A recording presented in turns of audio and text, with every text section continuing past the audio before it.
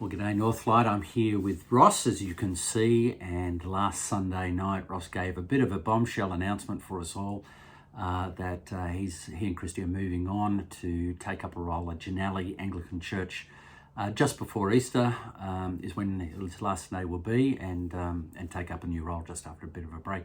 So Ross, very sad news for us. Obviously there's a lot going on for you. Yeah. So tell us a little bit about this decision for you guys. No, and it's sad news for us as well. I think I woke up Monday morning after the announcement, and I'm not a depressive type at all, but I felt sad actually. There was a heaviness for me, and I'm working my way through that at this point. But yeah, so we're excited, but also just still in a processing zone. I think this, and I've said this year, this wasn't really our plan in many ways. Christy and I are quite big planners, and so we've kind of been expecting to be around for a number of years, thinking about when does Rosie go to school, what does that look like for our family, all that kind of stuff. But at the end of last year, I was approached about a role, and I think if I've learned anything in life, and maybe you're similar, I know when God puts a door in front of you, you kind of got to push it and just see where it goes. And sometimes it opens and sometimes it doesn't. And in this case, it opened. And the more it opened, the more we felt like God was calling us to something that we weren't anticipating. And I really do believe that although we have our plans and our ideas, we have to let God be God and not try to say this is what's best when God feels like he's pulling you and directing you in a different direction. And so over the couple of months, as we talked about it, as I talked with others, it felt like this was a good opportunity to see the kingdom keep on growing, to see people coming to know Jesus in a different place. And like what we talked about on Sunday, there's a degree to which, for me, as I look to be a senior minister in the future, having a second experience is a really positive thing.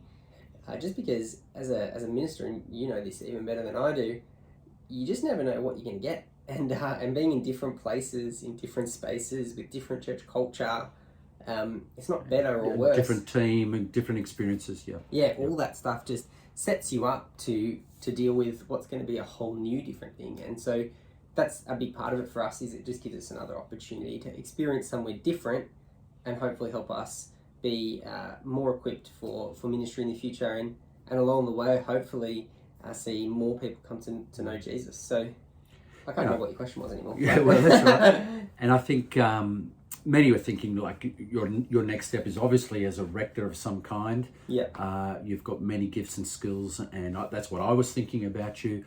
But yes, to get another experience before you're given those responsibilities is a wonderful thing in many ways, and quite the typical Anglican kind of model, actually. You've been here 4 years. This is your 5th year or so, a bit more than that. What are your reflections? What have you enjoyed? What have you learned? What's your like? You've had a family in all this time. Yeah, it's a great question. Oh, so much. Like, Chris and I were reflecting last week. This has been just a wonderful experience in so many ways. This is the place we came straight out of Bible college. It's the place where our 2 girls were born.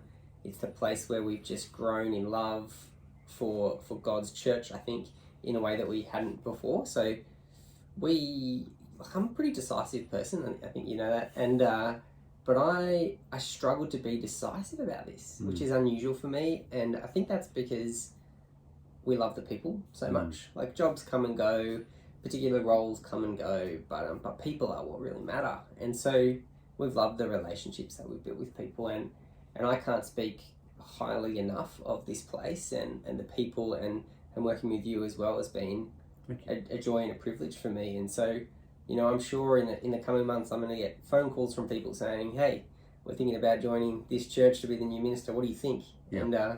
And those are great conversations for me to have, because it's easy for me to say, this is a great place and you should go there. Unless I think they won't be good for you.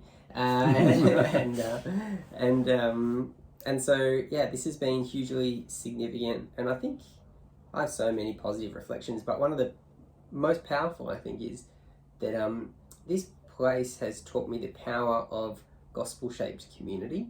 Like, when I think about Northlight, I think there is a place that just gets the fact that we don't just speak about the gospel, but we live the gospel with each other. And thank you for living the gospel with our family. I think that's been really powerful. Well, we'll do farewells and things later, but you have really been a formative part of the shape of our church. Obviously at 6 o'clock, but not just there. I mean, we work and see a lot behind the scenes, and it's just been tremendous. So there is so much of you and Christy in this place of recent years.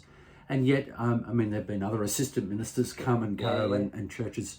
Somehow, God manages to put you together and put you apart and put you somewhere else. And yet the fellowship is still there, even though it's not as, shall we say, as warm as it was. But anyway, so we will certainly miss you. Tell us a little bit about the role at Ginelli. What are you going to do? Yeah. So as Baz said, I'll take up an assistant role at Ginelli. Ginelli is a similar sized church to Northlight, but in a slightly different season of its life. And my role there will be to oversee the mission and evangelism kind of area of the church. So they break things up a little differently. And so my job there is to try to help that church think about how to continue to reach their community and their friends with the message of the gospel. And alongside that... That's brilliant. Yeah, I mean, really, that's what you go into ministry for, I think, is to see people come to know Jesus. So I'm excited about doing that and to bury my head into that for a little while.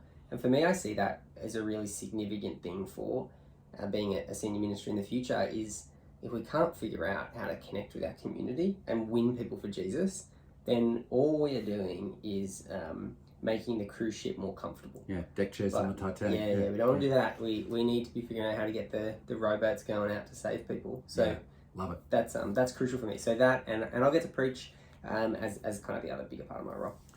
What's when we think of you guys, what's the prayer point underneath for the next couple of months before you go?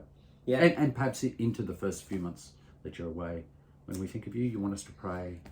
Yeah, I think for me it's about transition. Like, this is a moment of transition, and this is the only place our girls have known. And you know, Rosie's life is literally a triangle from our house to Brick Lane to the church and back to our house again. Like, that's just where she lives.